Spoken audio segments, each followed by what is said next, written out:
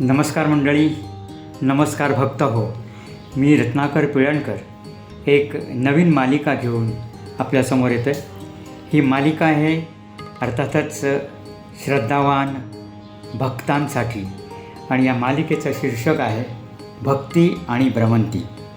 या मालिकेमध्ये मी तुम्हाला यावेळेला घेऊन जाणार आहे मुंबईहून वंदे भारत ट्रेनने आमच्या गावी बांदिवडेला आणि बांदिवडेहून नंतर आपण गोव्यातली देवळं पाहणार आहोत आणि त्यातच गोव्याच्या बॉर्डरवरती अर्थात महाराष्ट्राच्या बॉर्डरवरती जे मंदिर आहेत काही त्याचाही आपण जाऊन दर्शन घेणार आहोत तिकडच्या देवांचं. तर आपण सुरुवात करूया. तत्पूर्वी या मालिकेबद्दल 2 शब्द मी आपल्यासमोर मांडतो आहे.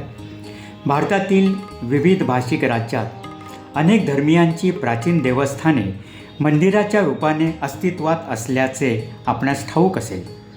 विशेषतः हिंदू धर्मियांची मंदिरे आणि त्यांचा इतिहास भक्तांना आकर्षित करतोच, परंतु त्यामागे श्रद्धा असते जी सर्व भक्तांना या ठिकाणी येण्याची प्रेरणा देते. अशा अनेक राज्यांपैकी आज आपण गोव्यातील हिंदू धर्मियांच्या काही देवस्थानांना भेटी देणार आहोत आणि त्या देवदेवतांचे दर्शन घेऊन त्या दैवतांच्या श्रद्धेचा महिमाही जाणून घेणार आहोत. तर चला भक्त हो, गोव्याच्या भक्तीची भ्रमंती करण्यासाठी ज्याचं शीर्षक आहे भक्ती आणि भ्रमंती.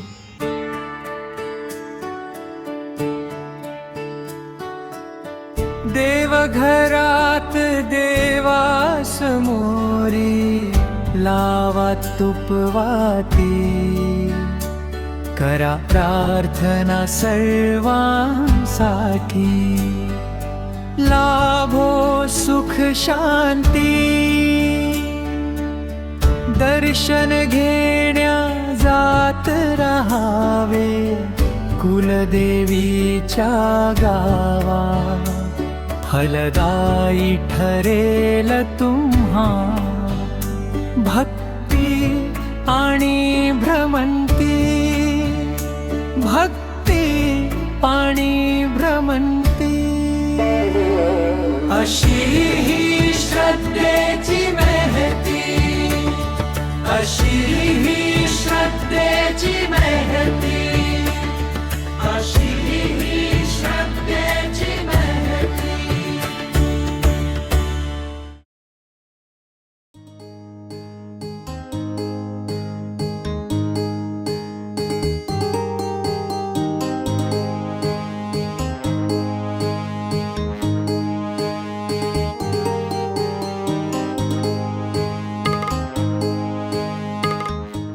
नमस्कार मित्र हो, आत्ता आम्ही निघतो आहोत आमच्या भक्ती आणि भ्रमंती या मालिकेच्या चित्रीकरणासाठी आमच्या शांतिवनमधून. आणि आम्हाला घेऊन जात आहेत आमचे मित्र आहेत दीपक नाईक, गोव्यातलेच आहोत आणि आम्ही मुंबईकर. आमचे अविनाशजी या मालिकेचे आमच्या संकलक आहेत, ऑडिओ ध्वनिमुद्रणाची बाजू बघणार आहेत. आणि मी आहे रत्नाकर पिळणकर, दिसतोय की नाही माहिती नाही, पण निघालो आहोत आम्ही. तर तुमच्या सर्वांसाठी आम्ही भरपूर अशा शुभेच्छा ज्या ज्या देवस्थानी जाऊ त्या त्या ठिकाणून घेऊन येणार आहोत. असा धो पाऊस पडतो आहे, तुमच्या लक्षात येईल, त्याचा आवाजही तुम्ही ऐकाल आणि यापुढे बघाल. आता आम्ही आलो आहोत परमागुडीच्या गणपतीजवळ. असा धो पाऊस पडतो आहे, तुमच्या लक्षात येईल, त्याचा आवाजही तुम्ही ऐकाल आणि यापुढे बघाल. आता आम्ही आलो आहोत परमागुडीच्या गणपतीजवळ आणि इथे तुम्हाला जाता जाता सर्वप्रथम आपण गणपतीला नमस्कार करून जाऊया दोरूनच. मग येताना आम्ही बाप्पाचं दर्शन नक्कीच घेऊ. गणपती बाप्पा मोरया. आणि आता पुढे हा आहे हे फर्मागुडीचा गणपती गोपाळ गणेश. खूप मदतीला येतो, त्याची आठवण काढली की आपल्याला काहीतरी मदत करून जातो असा आजवरचा माझा अनुभव आहे. तसे इकडचे गोव्यातले प्रत्येक देवस्थानं जे आहेत ते काही ना काही तुमच्यासाठी करत असतात असा माझा गेल्या 40-50 वर्षाचा अनुभव आहे. इतकी वर्ष मी गोव्यात येतो आहे. नंतर सांगू आपण भक्ती आणि भ्रमंती या मालिकेत काही चांगल्या गोष्टी दृष्टांताच्या म्हणा किंवा प्रचितीच्या म्हणा नक्की सांगूया. धन्यवाद.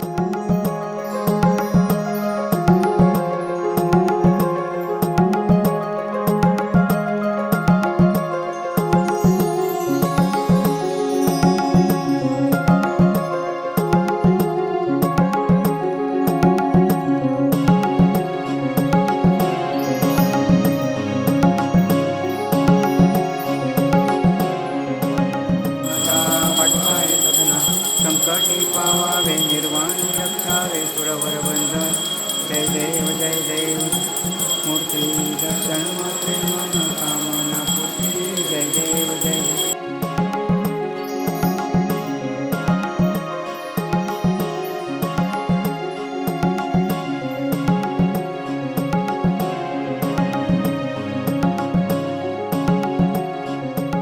गोव्याची खास फेरी बोट.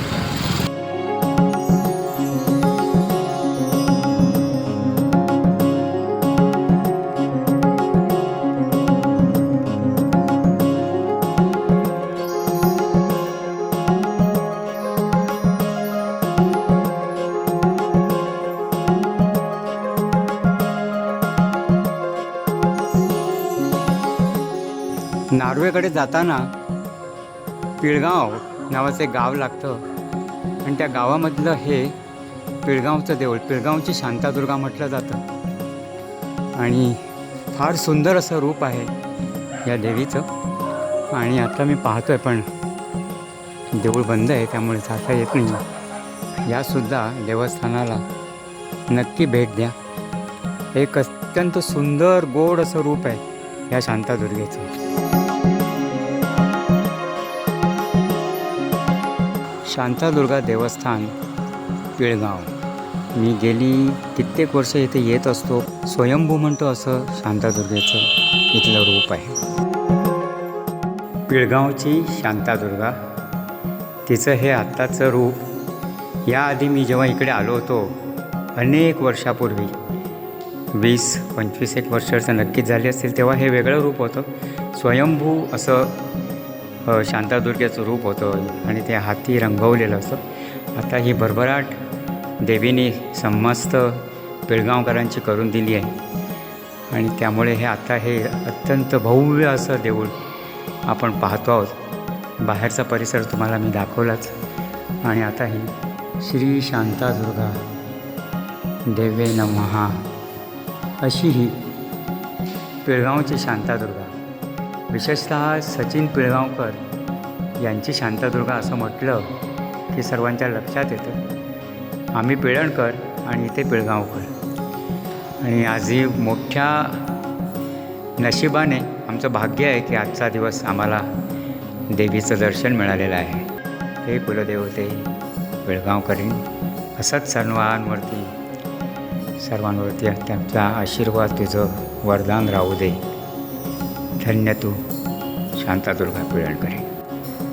शांतादुर्गा पिळगावकरीण देवीच्या देवळातला हा आतला भाग आहे. इथे तुम्ही पाहाल तर इथे एक स्टेज उभारलेलं आहे, व्यासपीठ उभारलेलं आहे आणि तिथे प्रेक्षकांना बसण्यासाठी व्यवस्था केलेली आहे. या ठिकाणी नाटकं वगैरे होतात विविध वेगवेगळ्या अशा दिवशी चांगल्या दिवशी. आणि हे पहा इकडचं झुंबर किती आकर्षक आहे.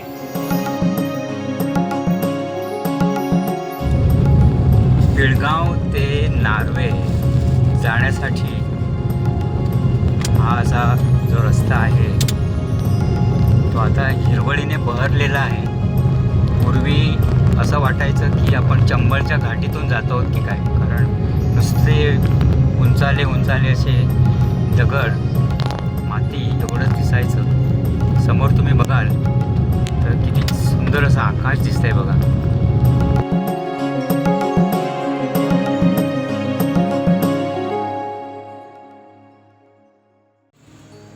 नार्वे येथील हे लक्ष्मीनारायण मंदिर आमचं आवडतं दैवत. इथं अनेकदा आलो आहे, पण यावेळेला नशिबाने अगदी भर पावसात आम्हाला दर्शन मिळालेलं आहे. लक्ष्मीनारायण मंदिर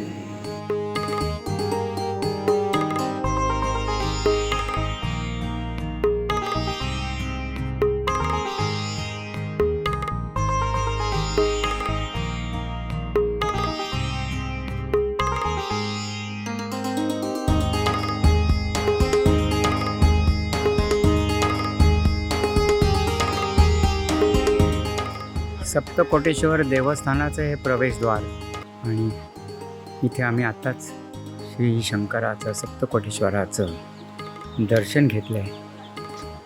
भरून पावलं. सप्तकोटेश्वर नार्वे येथील मंदिराच्या बाहेर असणारी ही दीपमाळ अगदी खास शिवकालीन दीपमाळ असल्याचंच तुम्हाला दिसून येईल. अत्यंत आकर्षकच आहे आणि पावसाळ्यामध्ये हिरवळीच्या सोबतच या दीपमाळेचं दर्शन विलोभनीय असं आहे. सप्तकोटेश्वर देवस्थानाच्या बाहेर असणारं हे कुंड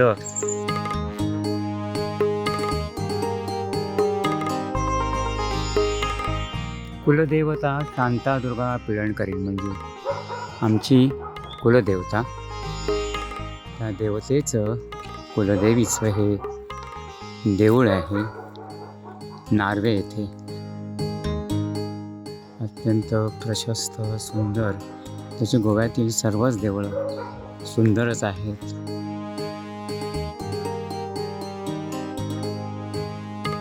श्री कुलदेवते पिळणकरी शांता दुर्गेय नमः. ही आमची कुलदेवता शांतादुर्गा पिळणकरी.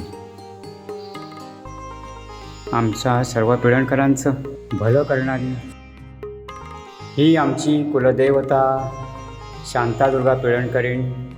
नार्वे येथील गावी आम्ही आलेलो आहोत, आमच्या गावी, आणि आज आम्हाला दर्शन झालं आमच्या कुलदेवतेचं. आमची शांतादुर्गा पिळणकरी समस्त पिळणकर परिवारांच्या भल्यासाठी त्यांच्यावर कृपा करीत असते, त्यांना वरदान ठरते. तिचं नाव घेतो, तिचं दर्शन घ्यायला येतो आणि आम्ही पुन्हा आनंदाने सुखाने आपापल्या घरी नांदतो. शांतादुर्गा पिळणकरी वास्तूचा हा गाभारा देखणं चित्र काढलेलं आहे त्या ठिकाणी. देवळाच्या देवस्थानाचं हे सभागृह, इथे बैठका होतात, कार्यक्रम होत असतात. शांतादुर्गा देवस्थानाबाहेर असलेल्या या मठीमध्ये ज्यांना आपण उपदेव म्हणतो, अशी उपदेवांचं वास्तव्य आहे इथे. गर्द झाडाझुडपात वसलेलं आमचं हे शांतादुर्गा पिळणकरींचं देऊळ. आणि हा इकडचा वडाचं झाड.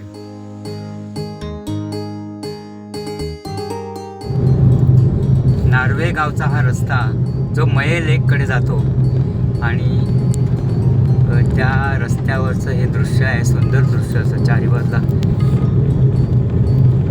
झाड आणि आता पावसाळ्यामुळे हिरवगार सर्वत्र झालेलं आहे.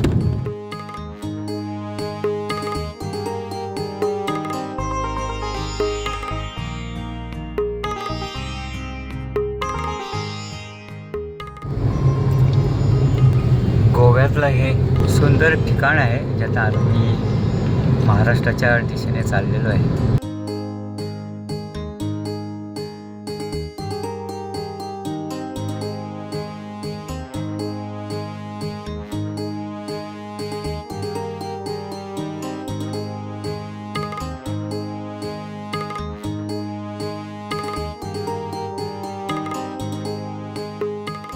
गोव्यातील बोरी या गावातलं हे गोपाळकृष्णाचं मंदिर.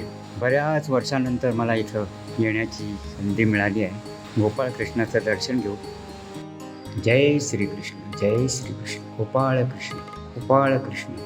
कालिया मर्दन जी कथा आपल्याला ऐकून माहितीच असेल, त्याचं हे दृश्य आहे.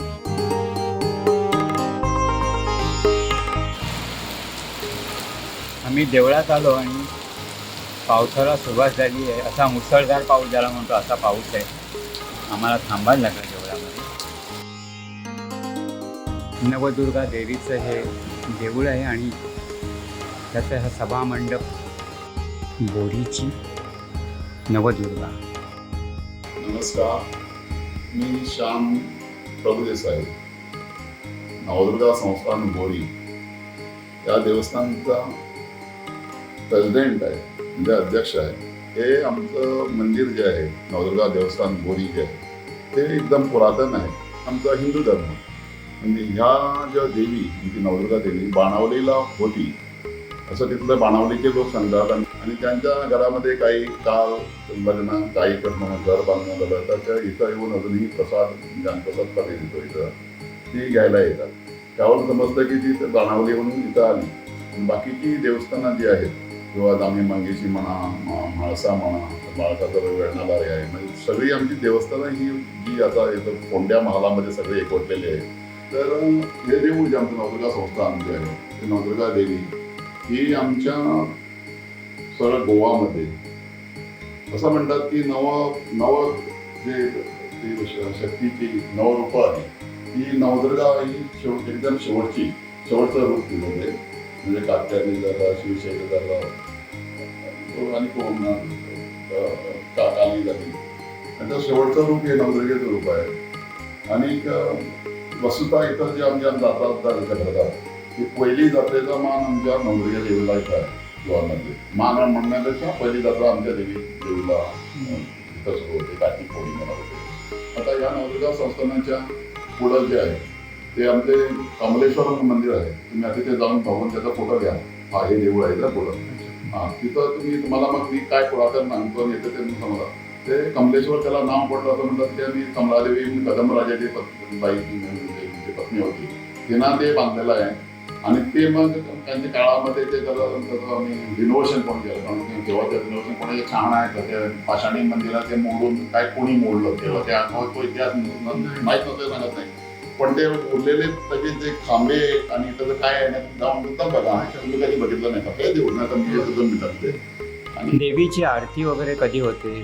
सकाळी 8 वाजता पूर्वी आरती, सकाळची आरती होते. अभिषेक झाल्यावर आरती कधी मग कोणाचा शृंगार असतो, आरती वेळ असतो. 8 ते 9 वाजेपर्यंत आरती. आरतीची पुस्तकं वगैरे कशी काय? त्याची पुस्तकं पण आरतीचे काही शब्द वगैरे सुरुवातीचं काही? नॉर्मल आरती आहे ती दुर्गे संसारती आहे. आणि दुसरी सुलोचना दुसरी ती एक आहे. तुम्ही पाहिजे मग ती देवाला नाही जरा कोणत्या आरती वेगळी काही त्याच्या देवीची स्तुती वगैरे करणारी गाणी काही लिहिली? थोडे घ्यायचे दर्शन ते देवाला घ्या. माझ्याकडे काय आहे ते फक्त मी हे आहे. मी आमच्या सर्व भक्त मंडळींना इथं येण्याचं आव्हान करेन, कारण मी नवदुर्गेची महती ऐकलेली आहे. अनेक ठिकाणी आपल्या गोव्यामध्ये सुद्धा नवदुर्गेचे देवळं आहेत, प्रसिद्ध देवळाची आहेत. पण इथे मला एक वेगळे पण जाणवलं. मूर्ती अत्यंत सुंदर आहे, वातावरणही छान आहे. तर मी आमच्या सर्व भक्तांना आवर्जून सांगेन की इथं एकदा तरी गोव्यात आला तर नक्की भेट द्या. आणि मला तुम्ही आत्ता जे बोललात ते इतकं चांगलं वाटलेलं आहे. खूप चांगले बोललात तुम्ही आणि बरीच माहिती दिलेली आहे. तर ही माहिती आपण जरूर आमच्या भक्ती आणि भ्रमंती या मालिकेत हे करू. आणि पुन्हा कधीतरी आपली भेट आपली देवीच्या दर्शनार्थ येईल तेव्हा पुन्हा आपल्याला भेटेन. आणि ही मालिका जास्तीत जास्त नुसतं मुंबई महाराष्ट्रात नाही तर अख्ख्या जगामध्ये ही मालिका जाणार आहे. नवदुर्गेचे जे भक्त मंडळी आहेत त्यांच्यापर्यंत त्यांची श्रद्धा आहे ते नक्कीच या देवीला मनोमन तिच्याकडे प्रार्थना करत असते. सर्वांचं भलं हो. नवदुर्गेची कृपा सर्वांवर राहो. नवदुर्गेच्याच मंदिराच्या आवारात असलेली कमलेश्वरी देवी असल्याचं फार पुरातन असं हे तिचं रूप आहे म्हणा. हे देऊळ किती पुरातन आहे याची प्रचिती, याचा पुरावा म्हणा तुम्ही. हे जे खांब आहेत हे त्यांनी मुद्दाम त्याच तऱ्हेने तसेच्या तसे ठेवले आहेत की जे तुम्हाला पाहिल्यानंतर लक्षात येईल तुमच्या की हे देवस्थान किती पुरातन आहे.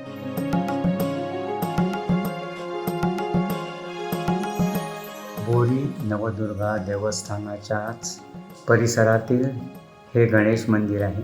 देखणी सुंदर आणि प्रसन्न वाटतं बघा. हे आवळीचं झाड आहे आणि आवळीचा हा चौक म्हणतो आम्ही. तुळशी वृंदावन आहे तिथं. दिवाळीला तुळशी वृंदावनाची पूजा वगैरे करतात. तुळशी लग्न वगैरे होतं दिवाळीला.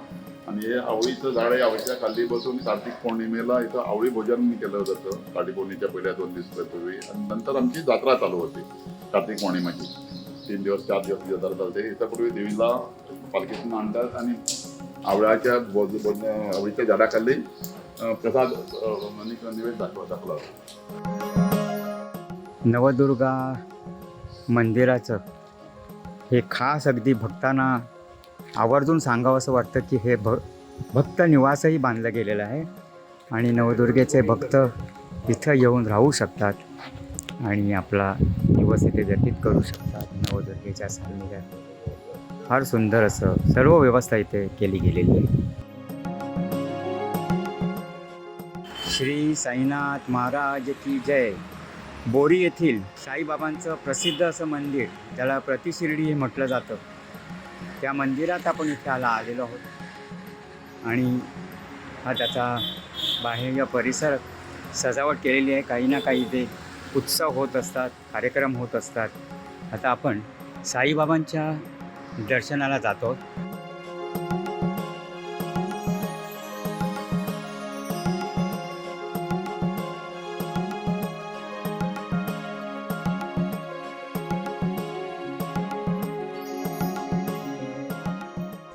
बोरी येथील हे पुरातन शिवमंदिर आहे. श्री शंकराचं दर्शन घेऊया. ओम नमः शिवाय.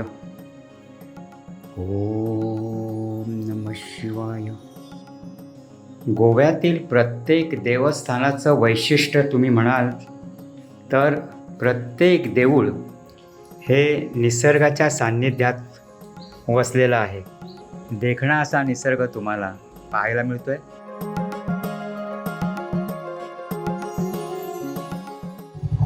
हा रस्ता आपण जे चाललेला हा खास रस्ता आहे आमच्यासाठी. बांदिवडीला जेव्हा जातो तेव्हा हा रस्ता तुम्ही बघून ठेवा.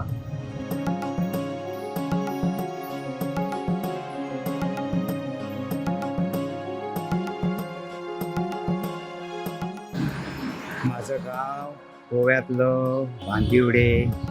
आमच्या शांतीवनला जाण्याचा हा रस्ता. बांदिवडे गावामध्ये अशी छान छान छोटी छोटी देवळं आहेत.